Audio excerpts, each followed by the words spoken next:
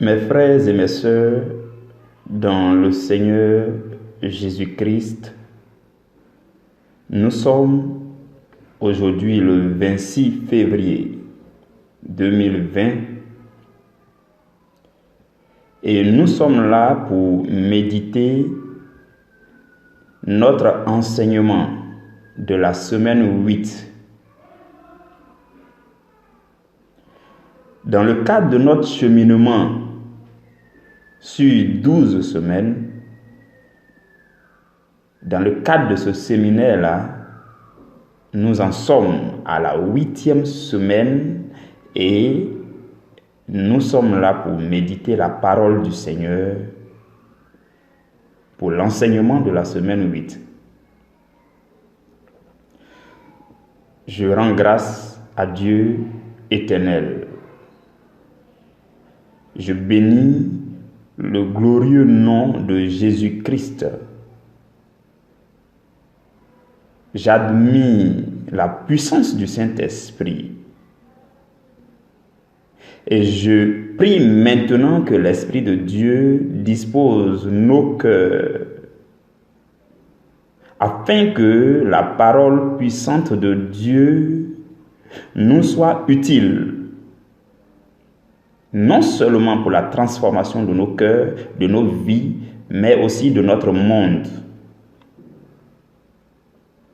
Que par la main invisible de Dieu, par le doigt de Dieu, tout ce que tu entends maintenant remplisse ton cœur avec puissance. Au nom de Jésus. Amen.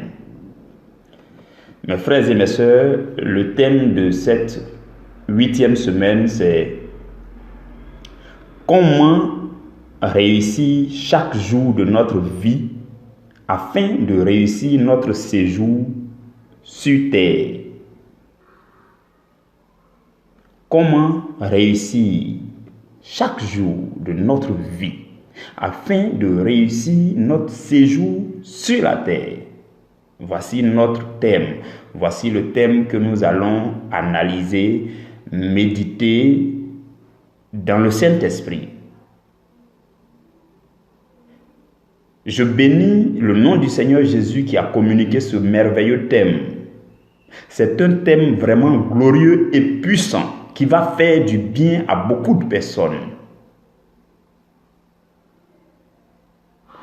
Nous allons nous appuyer sur 2 passages bibliques.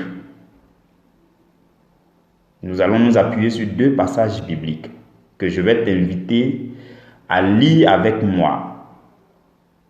Je te supplie d'accorder ton attention afin que nous puissions y aller de façon spirituelle. Je t'invite avec moi à nous abandonner au mouvement du Saint-Esprit pour que les choses excellentes que Dieu a prévu nous dévoiler en ce jour, pour que ces choses-là remplissent nos vies, pour que ces choses-là nous touchent puissamment dans le cœur, pour que ces choses nous communiquent une motivation spirituelle, pour que ces choses nous augmentent la foi, pour que nous puissions nous mettre en mouvement pour plaire au Seigneur Jésus-Christ. Le premier texte que nous allons lire, c'est 2 Pierre chapitre 1. Nous allons lire du verset 16 au verset 19.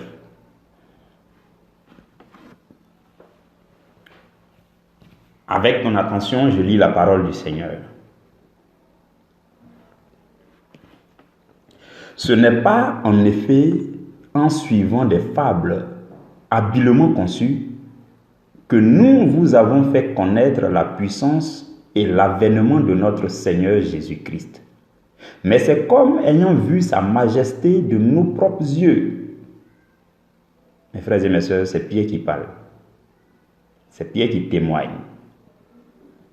Il dit au verset 17, « Car il a reçu de Dieu, parlant de Jésus, il a reçu de Dieu, le Père, honneur et gloire. Quand la gloire magnifique lui fit entendre une voix qui disait, celui-ci est mon fils bien-aimé, en qui j'ai mis toute mon affection. Et nous avons entendu cette voix venant du ciel lorsque nous étions avec lui sur la sainte montagne. Et le verset 19, qui nous intéresse beaucoup plus, dit: Et nous tenons pour d'autant plus certaine la parole prophétique à laquelle vous faites bien de prêter attention, comme à une lampe qui brille dans un lieu obscur jusqu'à ce que le jour vienne apparaître et que l'étoile du matin se lève dans vos cœurs. Parole du Seigneur. Nous rendons grâce à Dieu. Nous allons encore lire le second passage tiré du livre de Romains au chapitre 13. Nous allons lire du verset 10 au verset 14. La Bible dit ceci: L'amour ne fait point de mal au prochain. L'amour est donc l'accomplissement de la loi. Cela importe d'autant plus que vous savez en quel temps nous sommes. C'est l'heure de vous réveiller enfin du sommeil, car maintenant le salut est plus près de nous que lorsque nous avons cru. La nuit est avancée, le jour approche. Dépouillons-nous donc des œuvres des ténèbres et revêtons les armes de la lumière. Marchons honnêtement comme en plein jour, loin des excès et de l'ivrognerie, de la luxure, de l'impudicité, des querelles et des jalousies. Le verset 14 dit: Mais revêtez-vous du Seigneur Jésus-Christ et n'ayez pas soin de la chair pour en satisfaire les convoitises. Parole du Seigneur. Nous rendons grâce à Dieu. Mes frères et mes sœurs, nous allons ensemble baisser la tête et nous allons bénir le nom de Dieu pour ces merveilleux textes qu'il nous donne à méditer dans sa présence. Roi de gloire, Seigneur Jésus-Christ de Nazareth, toi le merveilleux Seigneur qui t'es livré sur le bois de la croix pour que nous ayons la vie et qui nous a promis la puissance du ciel qui est le Saint-Esprit. Tu as répandu le Saint-Esprit sur nous et qui nous a donné la vie. Le Saint-Esprit se met au devant de nous pour l'annonce de l'Évangile et la puissance du Saint-Esprit se répand lorsque la parole de Dieu est en train d'être proclamée. Nous te magnifions maintenant parce que tu nous donnes une parole à proclamer et tu nous accordes aussi le Saint-Esprit. Amen. Frères et sœurs dans le Seigneur, je nous rappelle le thème. Comment réussir chaque jour de notre vie afin de réussir notre séjour sur la terre? Voici le thème que nous avons à méditer. C'est comme si le thème était en train de nous interpeller sur deux choses. Chaque jour de notre vie et notre séjour sur la terre. Et le thème nous parle de la réussite de chacune de ces deux choses. Réussir chaque jour de notre vie. Chaque jour.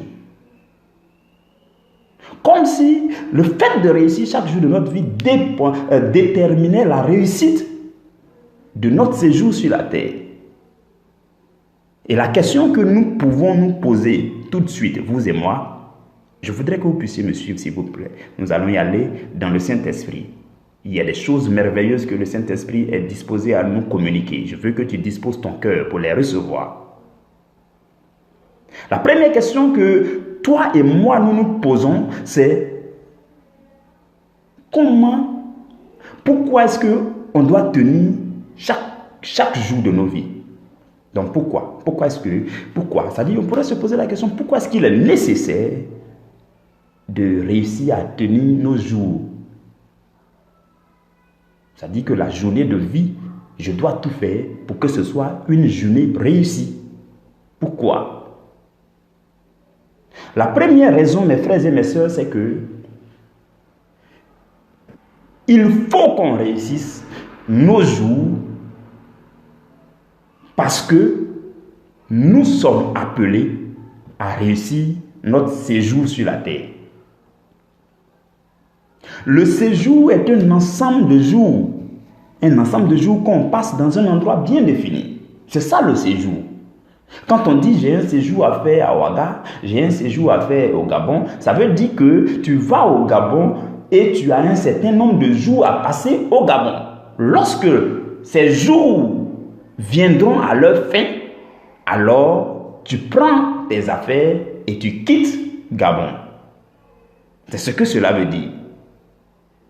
Si donc tu veux réussir tout ton séjour, cela veut dire que tu dois minutieusement suivre le déroulement de tes jours jusqu'à la fin. Puisque le séjour, c'est l'accumulation de chacun de tes jours. Et je voudrais nous interpeller sur deux choses qui se ressemblent. Le séjour et le jour se ressemblent. C'est vrai que le jour, c'est l'entité la plus petite, mais son déroulement ressemble au déroulement du séjour tout entier. Lorsque nous lisons dans Genèse chapitre 1, verset 5, la Bible dit « Il y eut un soir et il y eut un matin, ce fut le premier jour. » Lorsque Dieu était en train de faire l'œuvre de la création, à chaque fois qu'il faisait quelque chose, on dit « Il y eut un soir et il y eut un matin. » Donc, vous voyez que on parle de soir d'abord avant de parler de matin. Ça veut dire que le soir vient avant le matin. La nuit vient avant le jour. Ce qui est sombre vient avant ce qui est éclatant. Les ténèbres viennent toujours avant la lumière. Donc, pour ce qui concerne le jour que Dieu a créé, il dit, il y eut un soir d'abord et ensuite il y eut un matin. Donc, la nuit vient d'abord, les ténèbres viennent d'abord et après, la lumière suit. De la même façon, lorsque nous naissons dans cette vie pour notre séjour sur la terre, nous commençons comme si on était dans les ténèbres. Parmi nous, personne n'est né et en même temps, il est né de nouveau. Non. C'est-à-dire que quand ta maman t'a mis au monde net, on dit non, il est né de nouveau, il est né dans le Seigneur Jésus. Non. Nous tous, nous sommes nés d'abord dans la chair. Nous avons premièrement la nature charnelle ou encore la nature adamique. Et nous grandissons jusqu'à ce qu'on atteigne un certain âge. Avant que nous passions à la lumière, avant que nous découvrions Jésus-Christ qui est la lumière. Donc, pour ce qui concerne notre séjour sur la terre, la zone des ténèbres, l'obscurité vient avant le jour. C'est-à-dire que vous vivez la première partie de votre vie là dans les ténèbres, souvent même dans le péché, souvent en tout cas dans toutes les œuvres charnelles, les œuvres des ténèbres là. Et un moment vient où vous passez à une autre étape, vous découvrez une lumière et vous commencez à rentrer et à vivre dans cette lumière. Donc, pour ce qui concerne le séjour, il y a eu aussi la nuit et ensuite le jour. Voilà pourquoi si vous prenez le verset 1 du livre de Romains chapitre 13 que nous avons lu tout à l'heure, le verset 11 nous dit que cela importe d'autant plus que vous savez en quel temps nous sommes. Et la Bible dit, c'est l'heure de vous réveiller enfin du sommeil. Ça veut dire que nous qui vivons sur la terre, il y a beaucoup qui sont encore dans le sommeil. Il y a beaucoup qui ne sont pas encore passés. C'est-à-dire que leur séjour sur la terre est composé de deux phases. La phase de l'obscurité, la phase du sommeil et la deuxième phase, c'est la phase du réveil et la phase de la lumière. Et ce verset 11 nous dit, c'est l'heure de vous réveiller enfin du sommeil. Il est triste d'apprendre qu'il y en a qui restent dans leur sommeil jusqu'à la fin de leur vie. Ça, c'est vraiment triste. Ce n'est pas le plan de Dieu. Dieu a prévu que nous commencions dans les ténèbres, dans la chair. C'est-à-dire que nous sommes nés dans la famille, là, et après, un peu, les parents vont avec nous à l'église, et après, on découvre la lumière. On passe alors de l'étape de l'obscurité à l'étape de la lumière. Ça, c'est le plan merveilleux de Dieu pour chacun de nous. Dieu a prévu que, avant que tu quittes cette terre, tu passes des ténèbres à la lumière. Et que tu demeures dans la lumière jusqu'à ce que tu quittes cette terre. Ça veut dire qu'il y a beaucoup qui sont en train de dormir encore. Et ce verset va nous dire, c'est l'heure de nous réveiller enfin du sommeil. C'est ce que le verset dit. Et même le verset 19 de 2 Pierre, le verset 19 que nous avons lu va souligner quelque chose de plus important. Le verset 19 dit, nous tenons d'autant plus certaine à la parole prophétique. La parole prophétique comme étant une lampe qui brille dans un lieu obscur. Ça veut dire que la parole de Dieu que tu entends, lorsque tu ouvres ta Bible, la parole de Dieu que tu reçois dans ton cœur, lorsque tu écoutes une prédication, cette parole prophétique-là est comme une lampe qui brille dans un lieu obscur. Si d'aventure tu n'es pas encore parvenu pleinement à la lumière de Christ, la parole de Dieu que tu entends dans les prédications, la parole de Dieu que tu entends lorsque tu médites la parole, lorsque tu entends cette parole est pour toi comme une lampe qui brille dans un lieu obscur. Et la bonne nouvelle, c'est que cette lumière-là va briller jusqu'à ce que le jour parvienne, jusqu'à ce que tu parviennes au jour, jusqu'à ce que tu passes de l'étape de la nuit.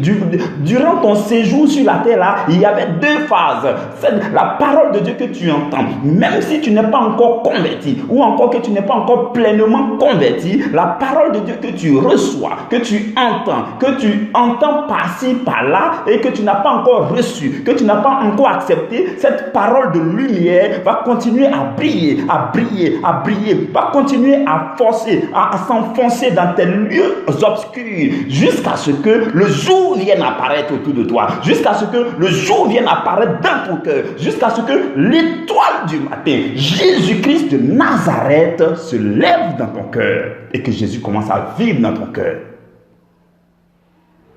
Je me demande parmi nous combien sont encore dans les lieux obscurs. Combien sont encore dans les lieux obscurs? Votre séjour ressemble à un jour. Un jour commence par les lieux obscurs avant que la lumière apparaisse. Peut-être que vous avez vécu 20 ans de votre vie, 30 ans de votre vie dans les lieux obscurs, dans le péché, dans les choses que Dieu n'approuve pas. Mais il faut que enfin vous sortiez du sommeil. Il faut que enfin vous laissiez la parole de Dieu pénétrer dans votre cœur jusqu'à ce que le jour, l'éclat du jour vous remplisse. La lumière véritable de la parole de Dieu vous remplisse pour votre transformation. Il faut qu'il en soit ainsi jusqu'à ce que l'étoile du matin, le Seigneur Jésus-Christ, le roi des rois, la puissance des puissances, commence à vivre à travers vous. Parce que Jésus a beaucoup à démontrer à travers vous avant que vous quittiez cette terre. Il a beaucoup à démontrer. Jésus, la plus grande soif de Jésus, c'est d'utiliser chaque être humain pour manifester sa puissance sur la terre. Jésus veut t'utiliser dans un domaine bien précis pour que la gloire lui soit rendue. C'est ce que Jésus désire. Il t'a envoyé sur la terre et il veut seulement que tu lui permettes de t'utiliser pour que on lui donne gloire. C'est cela. Donc nous devons réussir notre séjour sur la terre. Et c'est pour cela que nous devons réussir chacun de nos jours. Et la deuxième raison pour laquelle nous devons réussir chacun de nos jours, c'est que, mes frères et mes sœurs, il y a quelque chose qu'on appelle le mauvais jour. C'est à cause du mauvais jour. Donc tout à l'heure, nous avons dit, pourquoi devons-nous apprendre à tenir chacun de nos jours? Pourquoi? Donc ça c'est une question. Et on vient de voir qu'il faut qu'on puisse tenir chacun de nos jours parce que notre séjour sur la terre est composé de plusieurs jours. Donc si nous parvenons à maîtriser un jour, les uns après les autres, alors on peut être sûr que notre séjour va réussir. Ça, c'est la première raison. La deuxième raison, mes frères et mes sœurs, la deuxième raison pour laquelle nous devons tout faire pour maîtriser chacune de nos journées, chacun de nos jours, c'est qu'il y a un jour qu'on appelle le mauvais jour. Il faut qu'on soit prêt pour le mauvais jour. Le ou les mauvais jours. Et l'information que je voudrais vous donner avant de continuer dans cette partie, c'est que les chrétiens ordinaires triomphent rarement du mauvais jour. Si tu es chrétien ordinaire, simple, standard, c'est difficile pour toi de triompher du mauvais jour. C'est difficile pour un chrétien standard, un chrétien ordinaire, un chrétien qui ne fournit pas beaucoup plus d'efforts, un chrétien qui ne va pas au-delà du niveau nominal. Ce chrétien-là, c'est difficile pour lui de triompher du mauvais jour. Mais c'est quoi le mauvais jour? Ça, c'est la question que tout de suite vous pouvez me poser. C'est quoi le mauvais jour? Dans le livre de Éphésiens au chapitre 6, la Bible parle du mauvais jour. Le mauvais jour, dans Éphésiens chapitre 6, verset 13, je vais nous le lire rapidement. La Bible dit, c'est pourquoi vous devez prendre les armes de Dieu afin de pouvoir résister dans le mauvais jour et tenir ferme après avoir tout surmonté. Donc là, dans ce verset, la Bible nous fait sortir un mot, une expression, c'est-à-dire le mauvais jour. Mais c'est une expression dont on parle rarement. Le christianisme d'aujourd'hui ne nous enseigne pas beaucoup au sujet du mauvais jour. Le mauvais jour ne fait que surprendre les gens parce qu'on n'en sait pas grand-chose. Lorsque vous vous souviendrez que lorsque le diable a entrepris de tenter Jésus dans Matthieu chapitre 4, la Bible dit du diable qu'après avoir essuyé plusieurs échecs, il s'éloigna de Jésus jusqu'à un moment favorable. Le moment favorable pour le diable représente pour toi et pour moi le mauvais jour. Mais tant que nous demeurons sous l'abri du Très-Haut, nous reposerons à l'ombre du Tout-Puissant et on parviendra à mieux faire face au mauvais jour. Concernant le mauvais jour, il arrive que nous-mêmes, on offre gracieusement les mauvais jours au diable, les moments favorables au diable. Et alors, il ne manquera pas de nous faire subir des mauvais jours, des choses difficiles. Et trop souvent, lorsque nous commettons un péché grave, nous donnons accès à l'ennemi qui s'offre le délice de nous infliger la souffrance que mérite la teneur de notre péché. Une autre chose, c'est que même si le chrétien travaille à sa sanctification, de sorte à ne donner aucun accès à l'ennemi, c'est-à-dire que lui travaille dans sa sanctification, il fait tout, en tout cas il fait tout pour ne pas pécher, pour ne pas donner d'accès à l'ennemi. Même si ce chrétien-là fait cela, l'ennemi lui-même peut forcer pour lui faire subir l'oppression d'un mauvais jour. Le chrétien qui travaille sans cesse à sa sanctification a un minimum de défense pour triompher des tentations génériques et habituelles. Voilà pourquoi, pour ce chrétien-là, l'ennemi ne va pas envoyer une tentation habituelle. L'ennemi va prendre son temps pour dimensionner une tentation toute nouvelle, beaucoup plus difficile et encore plus sûre. De ce fait, lorsque le chrétien fait face à ce type de tentation bien plus corsée, il se retrouve automatiquement dans ce qu'on appelle le mauvais jour. C'est ça le mauvais jour. Et nous disons tout cela pour souligner la nécessité du comment tenir ferme, même dans les mauvais jours. Dans le mauvais jour, le diable ne vous attaquera jamais à la manière habituelle. Le mauvais jour est un jour d'épreuve. C'est un jour qui surprend et qui vous ôte presque toutes les marges de manœuvre. Au mauvais jour, vous voyez vos forces disparaître. Vous regardez votre foi et ça évolue vers le niveau 0. Le mauvais jour est le jour calculé par Satan pour gâcher votre séjour sur la terre. Mais la bonne nouvelle est que le chrétien que vous êtes et que je suis sera et demeurera toujours au-dessus des plans de Satan. Parce que le Dieu dont le nom fait fléchir et écrase tout genou habite et opère en nous. Et je déclare au nom de Jésus-Christ que l'étoile du matin se lèvera dans ton cœur pour ta victoire sur le mauvais jour. C'est ce qui va t'arriver. Mes frères et mes soeurs, c'est à cause du mauvais jour. On ne sait pas à quel moment le mauvais jour va arriver. Les heures d'épreuve, les heures de difficulté, on ne sait pas à quel moment ça va arriver. Parce que quand ça arrive, ça risque de gâcher notre séjour. Alors que nous voulons réussir notre séjour sur la terre. Donc, voici le pourquoi. Le pourquoi. Et quand vous lisez bien Éphésiens chapitre 6, verset 13 que nous avons lu tout à l'heure, la Bible dit, prenez toutes les armes de Dieu. Ça veut dire que dans le mauvais jour, en plus de tout ce que vous faites d'habitude, vous avez besoin de prendre les armes de Dieu. En plus des efforts minimums que le chrétien fait, le chrétien ordinaire, standard, le chrétien simple là, en plus de ce que le chrétien simple fait, vous avez besoin de faire plus. Vous avez besoin de prendre les armes de Dieu. Voilà pourquoi dans ce verset 13 de Éphésiens 6 là, il a dit, prenez toutes les armes de Dieu afin de pouvoir résister dans le mauvais jour et de tenir ferme après avoir tout surmonté.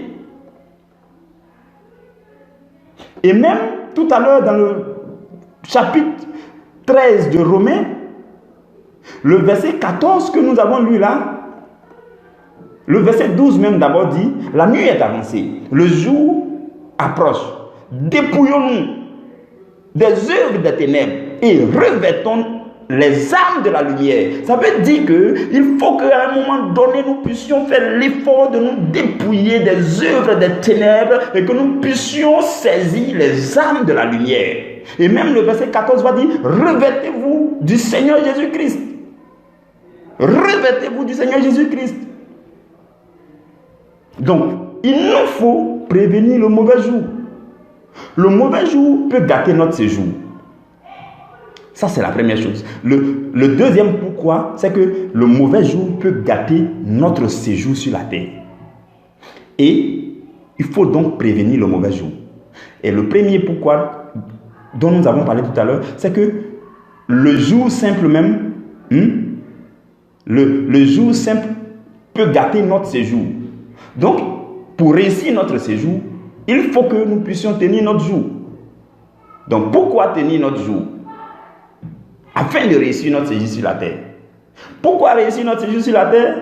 Parce que nous avons tenu nos jours et que nous avons pu prévenir les mauvais jours. Mes frères et mes sœurs, la grande question qui suit, c'est comment prévenir le mauvais jour. Parce qu'on peut dire tout ça, mais quelqu'un va me demander, berger, comment? C'est vrai, tu parles du mauvais jour. Tu dis qu'il faut que nous puissions tenir nos jours afin de réussir notre séjour. Et aussi, tu dis, il faut que nous puissions nous apprêter pour surmonter le mauvais jour, pour triompher du mauvais jour. Mais comment?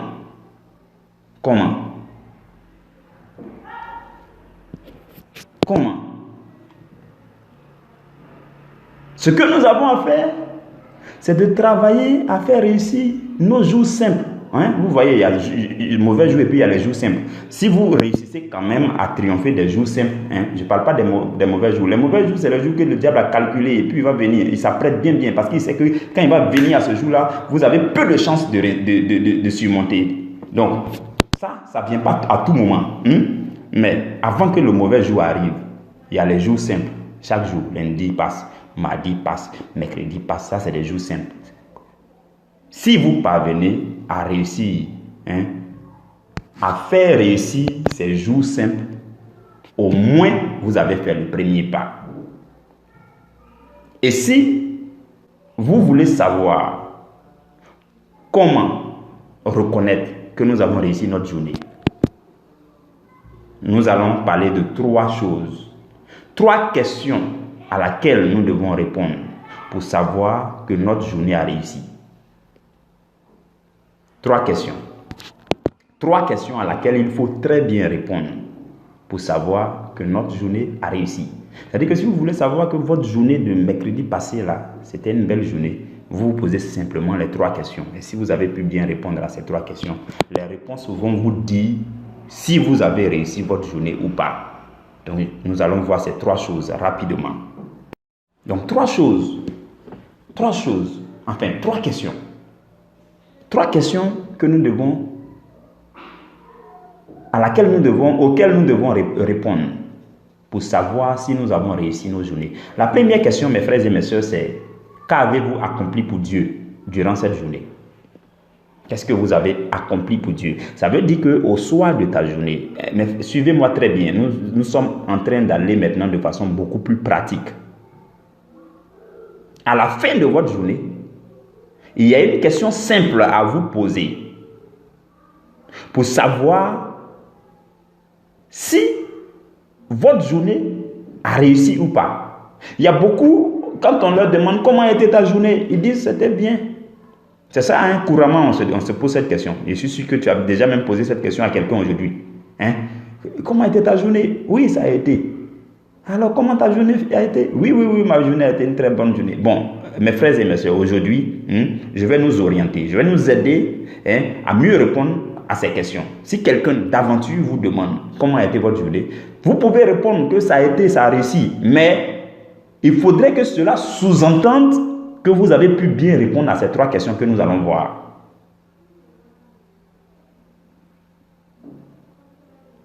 La première question, c'est: qu'est-ce que vous avez accompli pour Dieu durant cette journée? La Bible nous a délivré la liste du fruit du Saint-Esprit dans le livre de Galates au chapitre 5. L'amour, la joie, la paix, la bonté, la bienveillance, la douceur, la maîtrise de soi, ceci, cela. Bon, ok, on appelle ça les fruits ou encore le fruit du Saint-Esprit. Et ces fruits doivent être développés en nous. Et ces fruits doivent s'exprimer dans notre comportement de chaque jour. Donc, pour savoir que votre journée s'est bien passée, vous n'avez qu'à voir quel est le fruit de l'esprit ou quels sont les fruits de l'esprit que vous avez pu manifester durant cette journée. Est-ce que durant cette journée, vous étiez quand même en joie? Est-ce que vous avez pu répandre la bonne humeur autour de vous, la joie? La joie. Est-ce que vous avez pu manifester l'amour envers quelqu'un? Est-ce que vous aviez la tranquillité de cœur, la paix du cœur? Est-ce que vous étiez en paix avec tous ceux qui sont autour de vous? Vous voyez, suivez-moi bien. Et puis, pendant que vous me suivez, essayez d'analyser votre journée. La journée la plus proche, c'était la journée qui vient de passer. Donc, pendant que vous m'écoutez, essayez d'observer cette journée. Qu'est-ce que vous avez fait durant cette journée? Est-ce qu'en face des situations qui vous ont énervé, est-ce que vous avez pu vous maîtriser? Qu'est-ce que vous avez fait en cette journée? Quel est le fruit de l'esprit qui s'est manifesté à travers votre vie en cette journée? Est-ce que vous avez pu dégager autour de vous la bonne odeur de Jésus-Christ? Est-ce que vous avez pu exprimer l'amour? Vous avez fait des choses avec douceur? Est-ce que vous avez parlé un peu avec douceur? Vous avez posé des actions avec douceur? Est-ce que vous aviez la maîtrise de soi? Est-ce que vous avez fait une action de bonté ou bien de bienveillance? Est-ce que vous vous êtes occupé de quelqu'un? Est-ce que vous avez regardé quelqu'un avec tendresse et que vous l'avez aimé? C'est cela. Donc, qu'est-ce que vous avez accompli pour Dieu? Est-ce que vous avez fait aussi les bonnes œuvres? Regardez Jésus. Jésus nous dit, vous êtes la lumière du monde. Et puis, par la suite, il dit que vos bonnes œuvres luisent parmi les hommes, afin que il donne gloire à votre Dieu, votre Père qui est dans les cieux. Donc, ça veut dire que les bonnes œuvres, les bonnes actions, les bonnes œuvres font partie de la lumière du Christ qui doit briller autour de vous. Qu'est-ce que vous avez accompli pour Dieu? Est-ce que vous avez pu accomplir les bonnes œuvres pour Dieu? Il y a aussi les actions dans le spirituel. Pour voir si vous avez accompli quelque chose pour Dieu. Durant votre journée, il faut voir aussi si vous avez accompli des actions dans le spirituel. Par exemple, le livre d'Éphésiens au chapitre 6 nous parle des âmes, les âmes spirituelles. Est-ce que vous avez pu manifester, vous avez pu manier, utiliser quelques âmes spirituelles aujourd'hui? Par exemple, la Bible parle de la ceinture de vérité. Est-ce que vous avez marché dans la vérité toute la journée? Parce que quand on dit que le soldat chrétien que vous êtes doit porter sa ceinture de sécurité, dans le livre d'Éphésiens chapitre 6, quand on parle de ceinture de sécurité, ça veut dire ceinture de vérité, ça veut dire que vous devez marcher constamment dans la vérité de la parole. Les choses profondes que la parole exige, vous obéissez, vous marchez dedans. Les âmes spirituelles. On parle de la cuirasse de justice. Est-ce que vous avez marché honnêtement? Vous avez dans les petits, les moindres jugements que vous avez rendus, est-ce que c'était des jugements partiaux ou bien impartiaux? Est-ce que vous étiez équitable quand vous étiez en train de faire ces choses? Est-ce que vous avez fait des choses avec honnêteté? Ainsi de suite. C'est ça le fait de manier ou bien le fait de porter sa cuirasse de justice. Et la Bible va parler encore même du chaussure, de la chaussure du zèle de l'évangile. Vous voyez, est-ce que vous avez évangélisé quelqu'un? Quelle action vous avez menée pour que l'évangile soit promu? Ainsi de suite. Il y a bien d'autres âmes. Mais ce que je veux dire, c'est que si vous voulez savoir que vous avez accompli quelque chose pour Dieu, vous devez quand même voir si dans le spirituel, si vous avez manié ces âmes-là. Parce que ce sont les âmes qui sont données pour le combat spirituel. Plus vous maniez ces âmes, plus votre ange gardien remporte des combats dans les lieux célestes afin que vos prières soient exaucées, afin que les colis, vous voyez, l'héritage, le paquet de l'héritage doit passer du 3e ciel jusque sur la terre. Donc quand l'ange s'en va chercher qu'il doit venir, il faut qu'il affronte les esprits mauvais, les principautés, les dominations qui sont dans le 2e ciel. Il faut qu'il les traverse pour venir. Et de la même façon que l'ange doit être efficace dans le combat, c'est comme ça que vous devez être efficace dans votre vie spirituelle.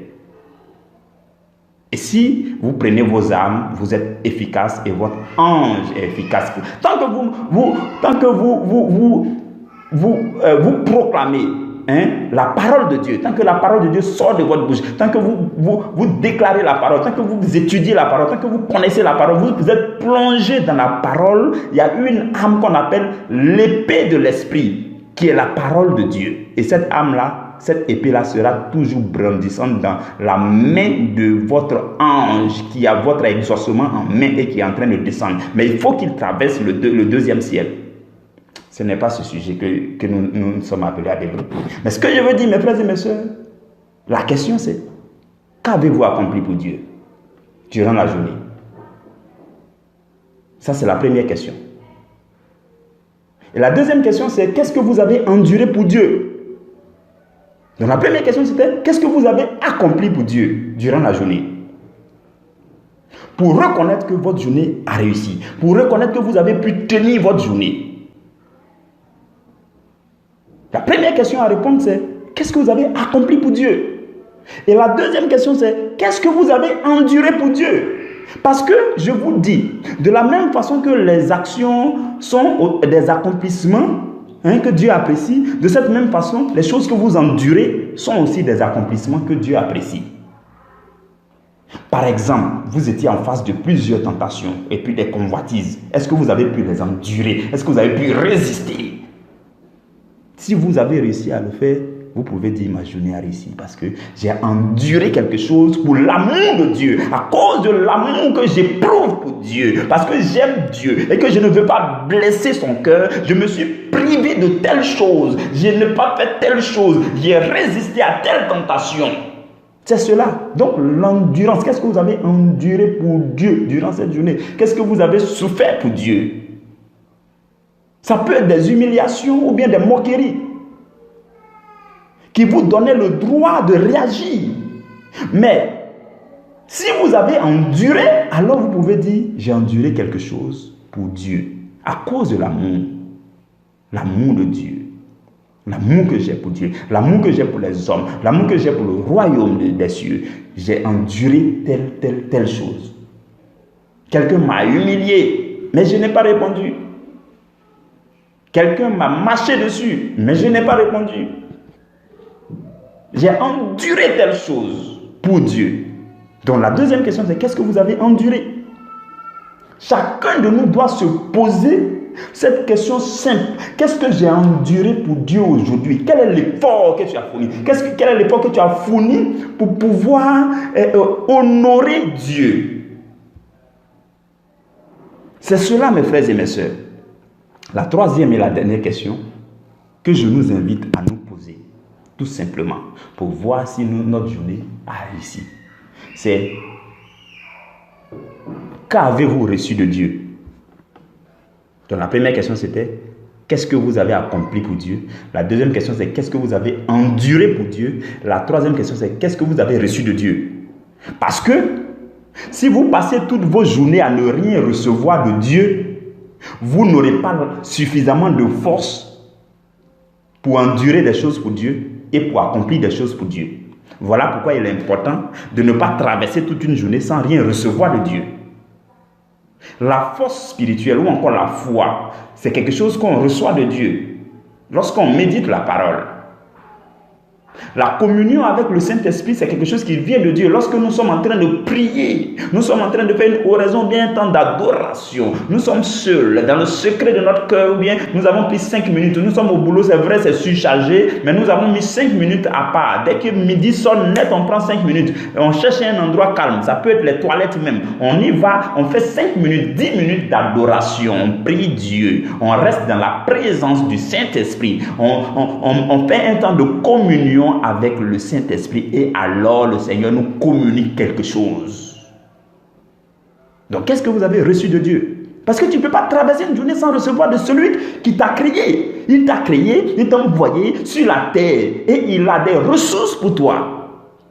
Pour que tu puisses être rempli de force et de ressources pour réussir les journées à venir, il faut que en cette journée, tu trouves un temps pour que tu te connectes avec Dieu et de lui, tu reçois les ressources nécessaires. Par exemple, l'onction ou encore la puissance de Dieu ou encore la présence de Dieu, vous devez recevoir. On reçoit l'onction lorsqu'on médite la parole. On reçoit l'onction lorsqu'on écoute les prédications. On reçoit l'onction lorsqu'on est dans une prière fervente. On reçoit l'onction lorsqu'on est constamment dans la présence de Dieu. Ce sont des choses que nous pouvons recevoir de Dieu durant notre journée et cela peut nous permettre de dire oui, j'ai reçu quelque chose de Dieu, donc ma journée s'est bien passée. Par exemple, moi je dis toujours que j'ai passé une très bonne journée parce que je ne peux pas passer une journée sans méditer la parole. Ce n'est pas possible.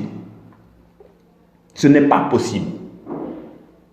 Je ne peux pas passer une journée sans que je cause avec un verset biblique, sans que je médite un verset biblique, sans qu'un verset biblique ne revienne dans ma tête et que je me pose des questions dessus, sans que je prie. Donc je peux dire, je peux être à l'aise pour dire ma journée s'est très bien passée. C'est pour ça que tous ceux qui me connaissent, quand ils me demandent, je n'ai jamais dit que ma journée s'est passée mal. Non, peu importe. Même dans les heures sombres, même dans le mauvais jour, je crie haut et fort, ma journée s'est très bien passée. Parce que je sais que j'ai reçu quelque chose de Dieu. Vous voyez mes frères et mes sœurs. Donc voici les 3 questions auxquelles il faut répondre pour savoir si notre journée a réussi. Parce que nous avions dit que si notre journée a réussi, alors nous avons plus de chances de faire réussir notre séjour sur la terre. C'est cela, mes frères et mes sœurs. Et pour prévenir le mauvais jour, tout à l'heure nous avons dit qu'il faut travailler à réussir, à faire réussir chacun des jours simples. Les jours simples, les jours où l'ennemi n'a pas prévu vous attaquer violemment.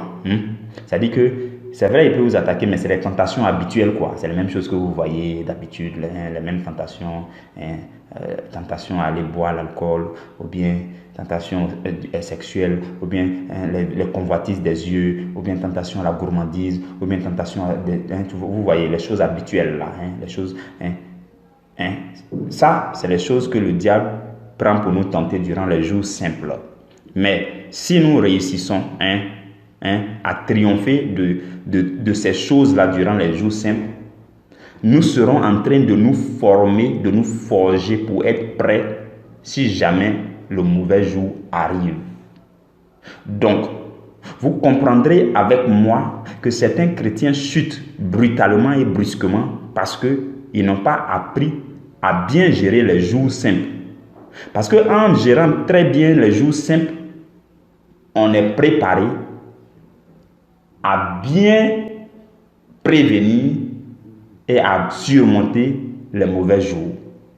Mais si les jours simples, tu n'arrives même pas à faire ce qu'il faut. Tout à l'heure, nous avons posé 3 questions auxquelles il faut répondre. Et nous avons cité des choses à faire pour que nous puissions dire que notre journée a réussi. Si on prend l'habitude de faire ces choses durant les journées simples, les jours simples, on sera en train de se former, de se forger, d'être prêt et aguerri pour affronter le mauvais jour. Parce que le diable a prévu un mauvais jour dans la vie de tout le monde. Et si vous et moi, nous avons décidé de prendre ce cheminement, ce séminaire de 12 semaines d'enseignement pour poser nos fondements dans le Seigneur Jésus-Christ, pour poser les fondements de l'année 2020 dans le Seigneur Jésus-Christ. Si nous avons décidé de le faire, c'est pour que nous puissions faire la lumière sur ces choses de façon minutieuse et calme, pour que nous ayons une fondation solide pour réussir le reste de 2020 et le reste des années de nos vies. C'est ça l'objectif. Voilà pourquoi le thème général de ces 12 semaines d'enseignement, c'est je pose soigneusement les fondements de mon année 2020 en Jésus-Christ. Voici le thème général. Et c'est ce que nous sommes en train de faire. Les pains de l'année dernière, les pains que nous avons enregistrés chaque jour de l'année dernière sont en train d'être rediffusés à flot, à raison de 3 pains par jour. Tout ça pour que nous ayons de la nourriture consistante, pour poser les fondements de notre année 2020. C'est ce qui se passe. Et en même temps aussi, chaque semaine, le mercredi, dès la première heure, comme aujourd'hui, il y a un enseignement principal qui passe pour que nous puissions faire la lumière sur les sujets importants de notre vie. Pour que nous puissions en parler un peu en long et en large, donner les détails. Et quand tu vas utiliser, tu vas ajouter ça aux pains qui sont rediffusés. Tu as une fondation solide dans le Seigneur Jésus-Christ. Tu es enraciné dans le Seigneur et tu es prêt à évoluer la tête haute. Il y a d'autres qui prendront leur envol. Je vous le dis, c'est la vérité. D'autres prendront leur envol. Tous ceux qui écoutent cette saison d'enseignement de façon minutieuse, tous ceux qui sont assidus, ont commencé déjà à sentir les bénédictions de Dieu dans leur vie. Mais en fait, moi, ce qui m'intéresse, ce n'est pas seulement dans votre vie. Parce que mon objectif avec le Seigneur, c'est d'impacter tous ceux qui sont autour de moi. Donc, en fait, ce n'est pas votre vie seulement. Et il faut que les grâces de Dieu se répandent sur votre vie jusqu'à abonder et se répandre autour de vous dans votre monde pour que vous soyez une bénédiction. En fait, au lieu de recevoir toujours la bénédiction, en fait, quand tu reçois la bénédiction de Dieu, à un moment donné, il faut que tu deviennes une bénédiction pour les autres. Donc, en fait, tu n'es plus, tu es semblable. En fait, tu es une bénédiction, mais en même temps, tu as des bénédictions, mais en même temps, tu es une bénédiction. C'est à ce niveau que nous devons être. Voilà pourquoi nous devons être versés dans les Écritures. Voilà pourquoi nous devons laisser la parole de Dieu remplir nos cœurs à longueur de journée. Peu importe. Quelqu'un me dira que sa journée est surchargée, il n'y a pas de souci. Mais Dieu a disposé tout pour que tu puisses dégager un peu de temps afin que tu sois rempli des choses célestes. Les choses les plus précieuses sont les choses célestes. La nourriture la plus précieuse, c'est la nourriture divine. Vous voyez, on dispose toujours du temps. Il y a des heures précises pour aller manger. La nourriture physique qui nourrit le corps. On dispose toujours du temps. Il y a des gens, quand 13 heures sonnent, il faut qu'ils prennent le déjeuner. Il y en a qui ne ratent pas du tout le petit déjeuner. Mes frères et mes sœurs, si vous comprenez que la nourriture du ciel donnée par Dieu, qui fortifie l'homme intérieur et qui nous fait bouger pour accomplir efficacement notre travail sur la terre, le travail pour lequel Dieu nous a envoyé sur la terre, pour l'accomplir efficacement, nous avons besoin de la nourriture qui vient de Dieu. Et Dieu a prévu dans votre journée, peu importe le surchargement de votre journée, Dieu a prévu que vous êtes capable de dégager un peu de temps libre parce qu'il veut vous nourrir de la nourriture spirituelle. Vous voyez, mes frères et mes sœurs. Donc, ce que je disais, c'est que pour triompher du mauvais jour, il faut avoir une journée simple bien organisée. La journée simple doit d'abord être bien organisée. Vous voyez, quand tu te réveilles matin, il y en a qui se réveillent matin, net, ils se lèvent du lit. Ça, ce n'est pas une très bonne pratique. Je juste, peut-être, à quelques endroits, je vais vous partager mon témoignage personnel. Donc, il n'est pas trop bien de se réveiller tout de suite et puis vous sauter du lit. Moi, je me réveille toujours 5 minutes ou 10 minutes après que je me sois réveillé. C'est-à-dire, je sors du lit, j'attends dans le lit au moins 5 minutes avant de sortir du lit. Quand je me réveille, regardez ce que je fais. Il m'arrive de le faire fréquemment et c'est formidable. Je vous le recommande. C'est formidable de le faire. Quand vous ouvrez les yeux, votre journée, vous avez ouvert les yeux, le sommeil a disparu. Vous pouvez refermer tout doucement les yeux ou bien vous gardez les yeux ouverts pour bénir le nom de Dieu. D'abord dans votre cœur. Commencez à dire, Seigneur, tu m'as offert un beau cadeau. Oh, voici une nouvelle journée. Ça, c'est une opportunité de faire quelque chose pour ta gloire. Je te dis merci. En fait, une prière courte, pas trop longue. Et après ce que je fais, je dis, Saint-Esprit, cette journée-là, tant que tu ne viens pas avec moi, tu sais que ça ne va pas marcher. Ça, c'est des choses que moi-même je fais. Peut-être vous allez trouver que c'est truc, mais c'est ce que je fais. Je me couche soit sur le dos ou bien. Et puis, je dis dans mon cœur, Saint-Esprit, je ne peux pas sortir de ce lit si tu ne m'as pas assuré que tu seras avec moi. Je t'en supplie, sois avec moi en cette journée. Je ne veux pas rater cette journée.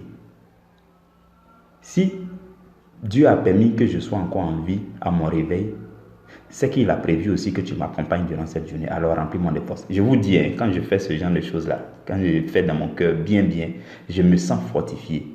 Je ne sais pas à qui je disais la dernière fois, quand je fais ce genre de prière-là, au moment où j'ai me rendre compte, je suis sorti du lit. Je me lève. En fait, il y a une force qui me soulève du lit et puis je sors du lit. Je ne sais pas. C'est-à-dire que moi, je sors du lit avec une joie pas possible. Et quand je pose le pied au sol, je dis, je marche dans la victoire en cette journée. En fait, ça paraît banal, mais je le fais chaque jour, quoi, tout simplement. Ça paraît banal, mais quand je le fais, je rentre sous la douche. Ah, ça, je suis en train de chanter maintenant, parler en langue, en tout cas. Et puis, déjà, je dis à mon eau, je dis, cette eau qui va descendre sur moi n'est plus une eau, mais c'est le sang de Jésus.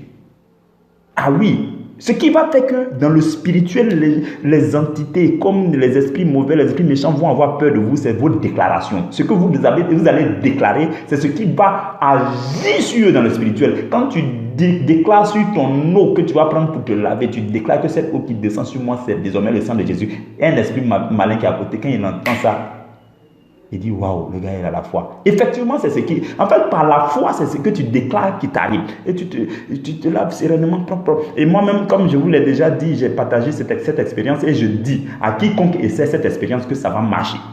Si tu es malade, tu as quoi que ce soit comme douleur, pendant que tu te laves, tu parles et tu dis...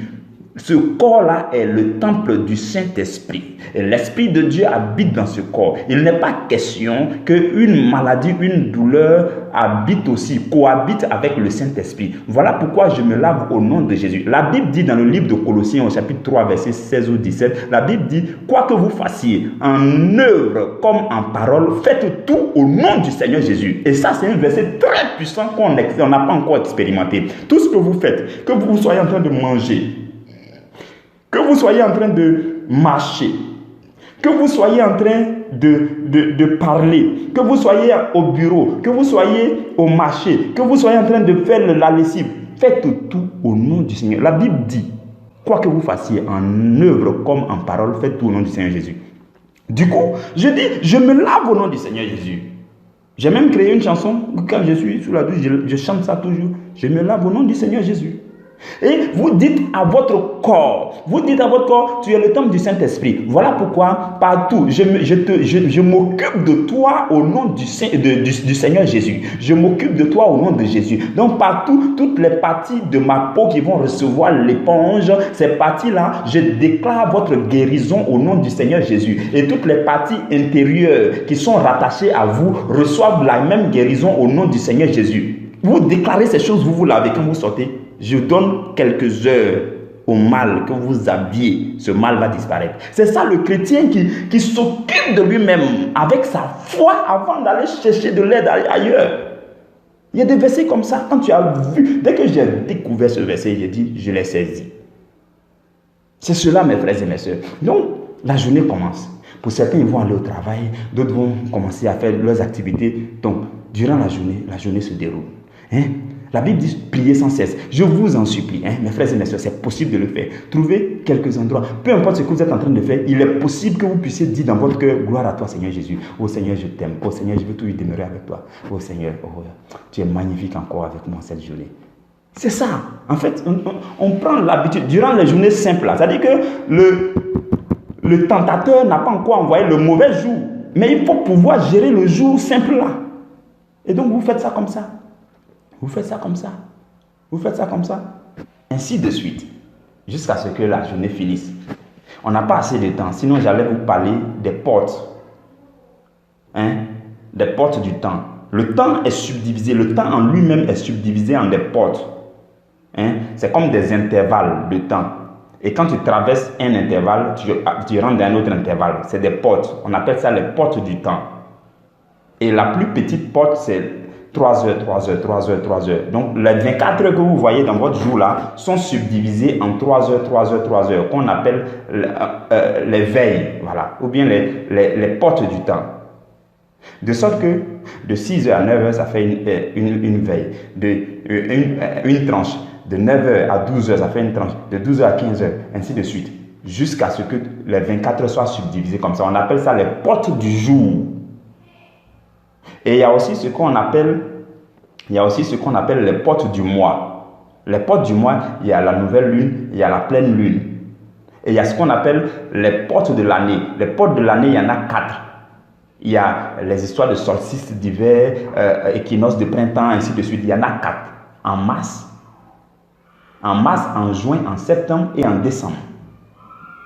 Et à ces portes-là, les entités dans le monde spirituel ont des grands événements. Par exemple, l'ennemi, Satan, lorsqu'il veut programmer quelque chose de mauvais dans la vie de quelqu'un, il peut programmer ça à la pleine lune. C'est-à-dire qu'à la nouvelle lune, il confie le projet à un démon. Il dit, bon, ce gars-là, il faut que tu partes sur lui. Mais à la prochaine lune, il faut que tu m'envoies un résultat parce qu'il faut que ce gars-là, on finisse avec lui. Et donc, le démon prend le projet et puis programme ce mauvais jour-là. C'est pour ça, la plupart du temps, quand vous allez, si vous remarquez, les mauvais jours qui arrivent aux hommes ou bien aux nations, ça arrive soit au voisinage de la pleine lune ou bien au voisinage de la nouvelle lune. Ou bien dans les équinoxes de printemps, dans les solstices d'été, ainsi de suite. Ces grands drames qui arrivent à l'humanité, ce sont à ces moments-là que l'ennemi fait de grands projets contre la vie des gens. Vous voyez, vous allez entendre fréquemment, les grandes dates, c'est les 19, 18, 19, 20, 21. 18, 19, 20, 21. Pour ceux qui sont en Côte d'Ivoire et savent l'histoire du 19 septembre. C'était effectivement une porte. En fait, si tout ce que je suis en train de vous dire, le jour où on a le temps, je vais mieux vous expliquer pour que vous ayez les yeux spirituellement ouverts. De sorte que lorsque une porte du temps arrive, vous puissiez peut-être entrer en gel ou bien vous puissiez prendre vos gardes. Si vous remarquez, j'ai une fille spirituelle à Abidjan. Quand j'étais à Abidjan, à chaque fois qu'elle faisait ses crises, à chaque fois qu'elle déprimait, à chaque fois qu'elle tombait dans le péché, c'était à une porte du mois. Et des mois après, Je lui ai dit, prends calmement tes messages WhatsApp. Toutes les fois que tu m'as interpellé pour dire, berger, j'ai péché, berger, j'ai fait ceci, berger, j'ai fait ça, berger. Quand elle prenait, elle regardait les dates, c'était soit le 21 de tel jour, le 22 de tel jour, le 19 de tel jour. J'ai dit, tu vois, je vais commencer à t'enseigner sur ce qu'on appelle les portes du mois. Et moi, puisque mes yeux sont ouverts là-dessus, quand ça arrive, je rentre en jeûne. Ou bien quand ça arrive, je prends mes gardes. Ou bien, c'est comme ça. Le chrétien est normalement mystique, qui doit connaître les nouvelles de l'autre côté pour qu'il monte sa garde. C'est ça le véritable chrétien. Et donc, il y a ces portes-là. Bon, on va s'arrêter là. Donc, le jour aussi a ses portes. Donc, à chaque fois que vous passez 3 heures, vous passez dans les autres 3 heures, vous avez franchi une porte. Par exemple, je vous explique rapidement. Par exemple, entre 18h et 21h, c'est là que le diable envoie ce qu'on appelle les esprits éclaireurs. Les esprits malins qui vont venir, ils vont venir tourner dans les maisons, dans les familles pour voir, pour prendre les nouvelles, pour voir qui sont ceux qui n'ont pas fait la prière du soir, qui sont ceux qui n'ont pas trop prié dans la journée, qui sont ceux à qui on va rendre visite aujourd'hui. Donc ces esprits éclaireurs-là, entre 18h et 23h, et 21h, c'est-à-dire les 3 heures là, 18h, 19h, 21h, ils viennent prendre les informations dans les familles. Ils viennent. Et quand ils viennent, il y a des maisons qui sont enflammées. Automatiquement, ils vont aller dire non, cette maison, vous ne pouvez pas aller là-bas parce que ceux-là, ils sont toujours en feu. Il y a des maisons, ils sont affaiblis. Il n'y a rien là-bas. Ils disent, bon, ceux-là, on peut leur rendre visite aujourd'hui. Donc, à 21h, ils ramènent l'information. Et après, de 21h à 23h, il y a d'autres esprits qui vont venir pour l'attaque. Et ils viennent pour préparer le terrain aux esprits qui vont venir maintenant visiter, pour faire des œuvres des ténèbres. Donc, de 23h à minuit. Et à partir de minuit, où les gens commencent à dormir. Si vous avez remarqué, le sommeil est plus profond entre minuit et 3 heures du matin. C'est à cette tranche d'heure-là que les démons qui sèment, c'est-à-dire que les démons qui viennent semer là, c'est à cette heure-là ils viennent pour semer les mauvaises choses dans votre jour et dans votre vie. Et quand ils viennent là, il y en a qui sont chargés de maudire votre journée. C'est pourquoi, quand tu te réveilles le matin, tu dois prendre autorité pour briser tout ce qu'il avait semé. Si d'aventure, quelqu'un t'avait rendu visite, tu dis, peut-être ta nuit a été un peu troublée, tu ne sais pas. Mais même si ta nuit n'a pas été troublée, tu te relèves matin. C'est pour ça, c'est tout ce qui explique la prière matinale avant de sortir. Et c'est ça aussi qui explique la prière avant de dormir. Parce que quand tu pries avant de dormir, les esprits éclaireurs qui sont venus là, ils vont voir qu'il y a un feu sur ta maison. Même ceux qui vont venir préparer le terrain, ils vont dire, cette maison-là, vous aviez dit qu'on pouvait partir là-bas, mais le feu a commencé à tourner. En ce moment, ils t'ont vu en train de prier. Ils ont vu une flamme en train de sortir de ta maison. C'est ce qui fait. Et donc, personne ne peut s'approcher. Ta nuit va être calme, paisible. Et peu importe même s'il venait à semer des choses dans ta vie lorsque tu dormais entre minuit et 3 heures du matin, quand tu te réveilles à 4 heures, ou bien tu te réveilles à 5 heures, ou bien tu te réveilles à 6 heures, avant de sortir, il faut que tu prennes autorité. Il faut que tu détruises tout ce que quelqu'un aurait pu semer. Partout où ton nom a été prononcé durant la nuit, ou bien tout ce que les gens ont pu semer dans ta vie, il faut que tu puisses les détruire. Et quand tu le fais, tu saisis les extrémités de la journée. Et puis tu dis, Seigneur, cette journée est une journée de triomphe, une journée de victoire, parce que l'ennemi n'a pas ne peut pas triompher sur moi, parce que je marche dans le Seigneur, ainsi de suite. Et puis quand tu fais ça, tu prends autorité sur ta journée, et puis tu sors. Il y en a, si vous avez remarqué, il y en a qui disent facilement, ma journée est gâtée. Quand ils disent ça, là, ça veut dire que celui qui est passé la nuit, le démon qui est passé la nuit a sémé quelque chose. Et entre 6 heures et 9 heures, quelque chose lui arrive, il dit, ma journée est gâtée. Ou bien on fait quelque chose, il l'énerve.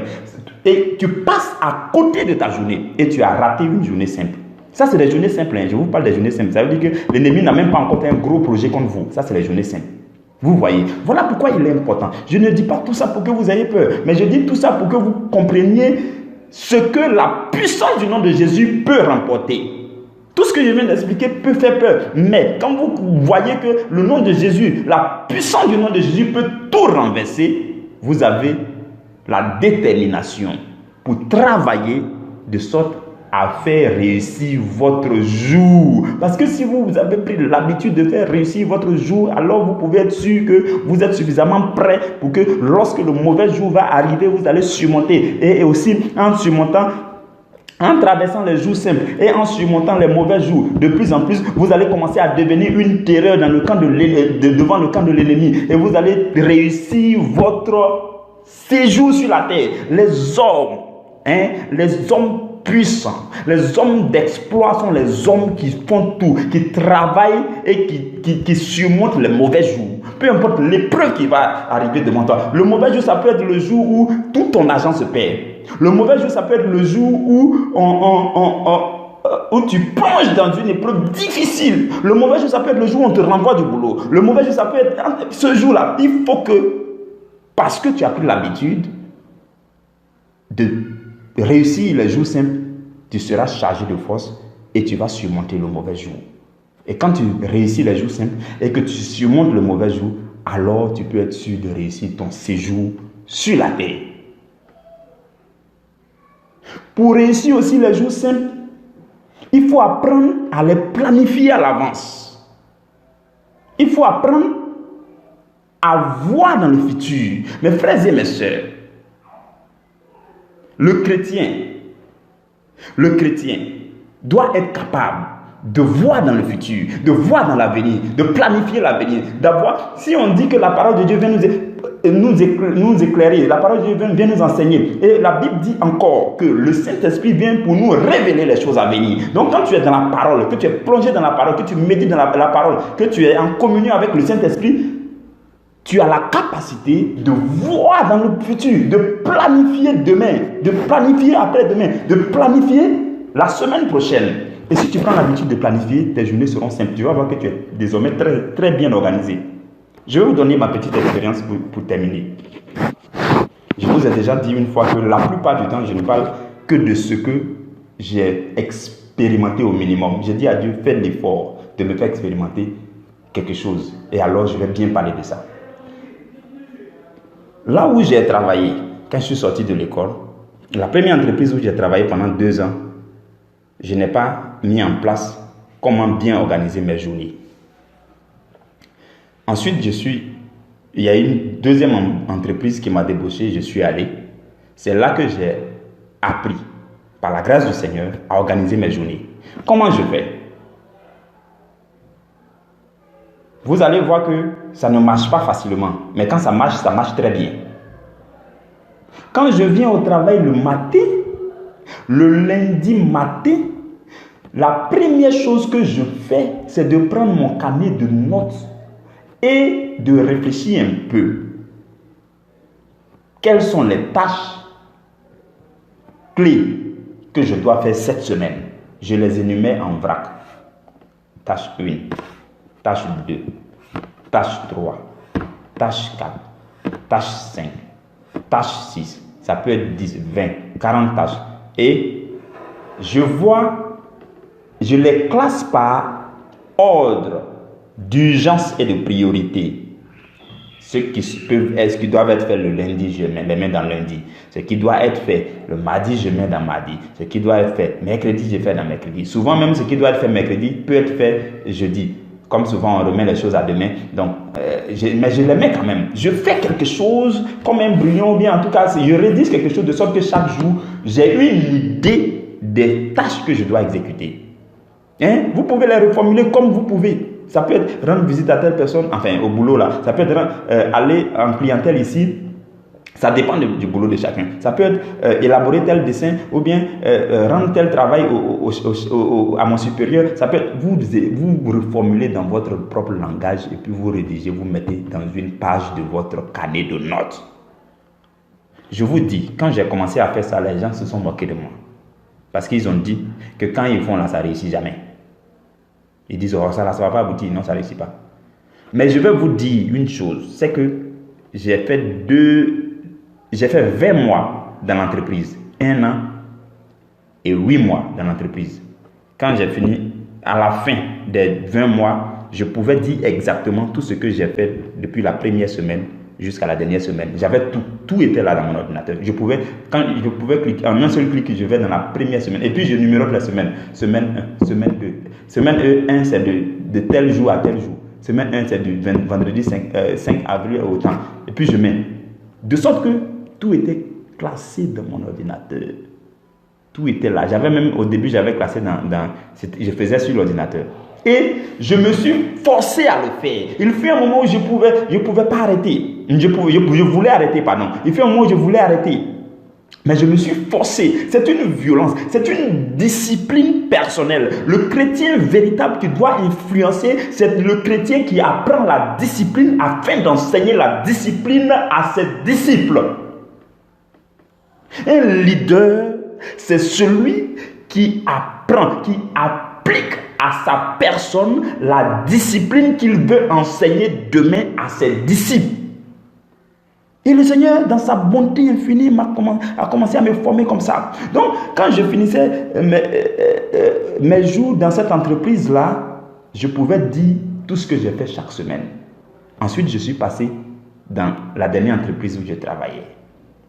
Ils sont venus me débaucher. Je suis allé. Là-bas aussi, dès le premier jour, je me rappelle, c'était un 16 février. Dès le premier jour, j'ai mis en place ça. Calmement. J'ai énuméré tout ce que je dois faire. Même les premières tâches. Je dois récupérer ma carte professionnelle. Je dois récupérer mon portable et ma puce. Je dois récupérer ceci, cela. Je dois faire induction. Donc, tout ça, je classe par jour. Et j'ai un de mes collègues, lui, il était directeur d'usine. Moi, j'étais régional, donc nous, on supervisait les travaux de l'usine. Lui, il était directeur d'usine, donc je travaillais avec lui directement. Et il me dit, Joe, ça ne marche pas, hein, on a fait ça. Mais en fait, quand il me parlait même, je sentais qu'il y a du désordre dans cette paix. Parce que quand quelqu'un est bien organisé, vous savez. Et je lui ai dit, ça, ce n'est pas aujourd'hui que je commence. Là où j'étais là, j'ai fait ça là-bas pendant 2 ans. Et je fais ça ici, ça va marcher. Le Seigneur est en train de me former. Et qu'est-ce que je faisais? Pour aller plus en détail, qu'est-ce que je fais? De la même façon que j'ai mis les tâches dans chaque jour, et c'est dans mon carnet. Chaque jour, suivez-moi bien, vous qui travaillez, ça va vous aider. Chaque jour avant de descendre, que ce soit 17h, 18h, 20h, chaque jour avant de descendre, il y a quelque chose que je ne fais pas avant de sortir de mon bureau. Enfin, que je fais avant de sortir de mon bureau. Que je ne fais pas. Si je ne fais pas, je ne sors pas de mon bureau. Voilà, c'est ça. Donc, je m'assois, je prends une quinzaine de minutes et tout ce que j'ai accompli durant ce jour-là, si c'est lundi, je mets OK devant. OK. Ce que je n'ai pas pu accomplir, je mets une croix devant, tout simplement. Avant de rentrer à la maison, chaque jour, c'était ma discipline personnelle. Et quand je reviens matin, très tôt, les 10 premières minutes, je prends. Et puis, ce que j'avais prévu faire le mardi, là, s'il y avait le reste des tâches de mercredi que je n'ai pas pu faire, si je n'ai pas pu faire, peut-être c'est pas forcément par ma faute, mais si c'est un travail d'équipe que la personne n'a pas été là, ou bien si le directeur a reporté, je prends, je dépose dans mardi. Et puis, je suis. Le soir, mardi soir, avant de descendre, je coche ce que j'ai fait. Je fais ça jusqu'à vendredi. Vendredi, je fais un point global. Et je vois tout ce que j'ai pu faire. Je coche. Quand j'ai fini, je signe. Et puis, je me réjouis un peu parce que ça a marché pour cette semaine. Mais je ne sortirai pas du bureau tant que je ne me suis pas assis le vendredi soir là pour programmer la semaine prochaine. Je m'assois et puis 15 minutes. Qu'est-ce que j'imagine? Je réfléchis. Il y en a, ils ne savent pas ce qu'ils doivent faire la semaine prochaine. Mais il suffit de réfléchir et tu auras des choses à écrire. Donc, je m'assois et puis je réfléchis. La semaine prochaine, bon, il faut que je fasse ça. Oui, effectivement, il y avait cette tâche qui était en cours, que je n'avais pas encore. Non, mais il faut que je mette ça. Non, la semaine prochaine, il y a telle urgence. Non, le boss m'avait dit de faire ça. Non, oui, je mets. Ainsi de suite, je mets. J'ai une liste de choses à faire la semaine prochaine que je rédige vendredi soir avant de sortir du bureau pour le week-end. Quand je fais ça, quand je me réveille lundi matin, je ne suis pas pressé de sortir de mon lit. Il n'y a rien qui m'inquiète, qui me presse au boulot. Je suis serein, je suis relax parce que je sais ce que je dois faire. Je connais mes priorités. Je les ai programmées à l'avance. Et je le faisais comme ça. Jusqu'à ce que je finisse dans cette autre entreprise. J'ai fait 3 ans, 3 mois là-bas. Et tout ce que j'ai fait depuis le premier jour jusqu'au dernier jour, tout est écrit. Aujourd'hui même, j'ai beaucoup de mes carnets de notes là, les blocs-notes là, il y en a. Quand tu prends un bloc-notes, j'en ai beaucoup chez moi ici. Quand tu prends un bloc-notes, tu vas voir de février à mars. Le bloc-notes là, tout ce qu'il y a dedans, c'est tout ce qu'il y a fait de février à mars. Quand tu prends chaque page, tu vois devant, au-dessus, semaine 1, du 20 au 29. ainsi de suite. Semaine 2, chaque page, c'est comme ça. Quand j'ai fini, je ferme le bloc-notes, j'écris sur la couverture, bloc-notes de février à septembre. Et je range comme ça. C'est une discipline personnelle. Je pense que si le Seigneur me l'a enseigné et qu'il m'a donné la force d'y parvenir, ça veut dire que ça peut être possible pour quiconque. Voilà pourquoi je vous partage ce petit témoignage. Ça va vous permettre de dégager du temps pour le Seigneur. Ça va vous permettre de ne pas être désordonné. Ça va vous permettre de ne pas être stressé, paniqué à gauche et à droite. Et quand je le faisais, je vous dis, à un moment donné, j'avais beaucoup de responsabilités au niveau du ministère. Il fallait que je parte prêcher. Mardi, je dois prêcher dans tel foyer de prière. Mercredi, je dois prêcher ici. Je dois préparer tel message. Jeudi, je dois prêcher ici. Tout ça, à un moment donné, j'ai mêlé tout ça avec mon boulot. J'ai dit, je ne peux pas faire le programme des hommes, du travail des hommes, et puis pour Dieu, là, je ne fais pas. Donc, quand tu prends ma page désormais, ma page de programmation, là, tu vois, mardi, bon, préparer l'enseignement sur Acte chapitre, à donner dans tel endroit. Aller donner tel enseignement, préparer les flyers. Parce qu'il fallait aussi, avec mon équipe, il faut faire les réunions, il faut faire ceci, cela, imprimer dire à telle personne de faire ceci, dire à telle personne de programmer telle réunion, ceci, cela. Quand tu prends mon bloc-notes, tout est dedans. Et ce que j'ai fait au travail. Et donc, tout était dedans. Donc, du coup, je suis calmement. Et je donne les mêmes priorités à Dieu. Et même s'il faut mettre, je dois méditer tel, je mets. Je dois prier à tel moment. Souvent, à midi. Ça, je vous l'ai déjà dit. À midi, je ne peux pas aller manger à midi si je n'ai pas médité la parole de Dieu. Si je n'ai pas pris la nourriture spirituelle de midi, je ne me donne pas la possibilité d'aller manger la nourriture des hommes. Et ça, je l'avais appliqué à moi. Quand j'ai saisi la révélation selon laquelle la nourriture spirituelle est plus précieuse que la nourriture physique, je prends mon petit déjeuner, je prends le déjeuner et je prends le dîner au même titre. Et je prends le petit déjeuner avant. Moi-même, je ne prends pas petit déjeuner. Depuis des années, j'ai pris l'habitude de ne pas prendre petit déjeuner. Je ne mange pas matin. Quand je mange matin, je suis lourd toute la journée. Donc, je refuse. Donc, ce que je mange matin, quand je veux me lever de mon lit, c'est mon petit déjeuner. Et puis à midi, dès que midi sonne, les gens courent pour aller dans les répertoires, pour aller manger, tout ça. Mais à midi, il faut que je mette mon casque, que je mette la Bible sur l'ordinateur. Pendant que je l'écoute, je lis en même temps. Et il faut que je me nourrisse d'au moins 4 chapitres. Souvent, c'était 10 chapitres, 20 chapitres. Il faut que je finisse ça. Quand je finis, alors je peux me permettre d'aller manger la nourriture des hommes. Et quand je reviens du travail. Et c'est des choses que j'appliquais à moi. Et je faisais en sorte que quand je finis, que je réussis pour ce jour, je me réjouis, je bénis le nom du Seigneur. Quand je réussis à finir toute la semaine, à m'appliquer cela pour toute la semaine, le vendredi soir, je me réjouis, je bénis le nom de l'Éternel et je lui dis, Seigneur, donne-moi encore plus de force pour la semaine prochaine, ainsi de suite. En fait, c'est ça. Au milieu de la reconnaissance et de l'action de grâce, c'est ce que je faisais. Et ces choses, aujourd'hui, sont rentrées en moi. C'est-à-dire que c'est incrusté en moi. C'est devenu, ça m'a épousé, tout simplement. Mais avant d'arriver à ce niveau, ça passe par il y a un début. Et à un moment donné, vous serez tenté d'abandonner. Mais non, Dieu vous appelle à une discipline personnelle. Parce qu'il faut que vous soyez discipliné. Je vous donne cette phrase-là et que je vous prie de retenir. Si vous voulez être quelqu'un qui a des disciples, ça veut dire que vous avez travaillé à votre propre discipline. Parce que les disciples sont ceux qu'on discipline. Si vous n'appliquez pas à vous-même un certain degré de discipline, vous ne serez pas capable de discipliner qui que ce soit. Voilà pourquoi il est important de gérer la journée, de nous appliquer ce qu'il faut pour la journée. C'est cela, mes frères et mes sœurs.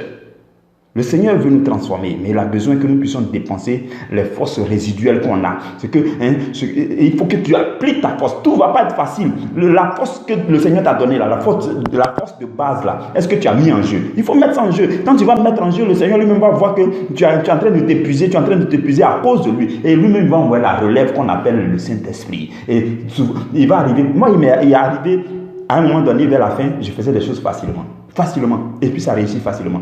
Il y a des tâches que mes collègues pouvaient prendre 3 heures, 4 heures pour faire. Quand on me donne, je prends du recul. Je dis, Seigneur, quand je vais commencer, je veux que tu sois avec moi. Et quand je commence en 30 minutes, c'est fini. Et je fais ça propre, correct.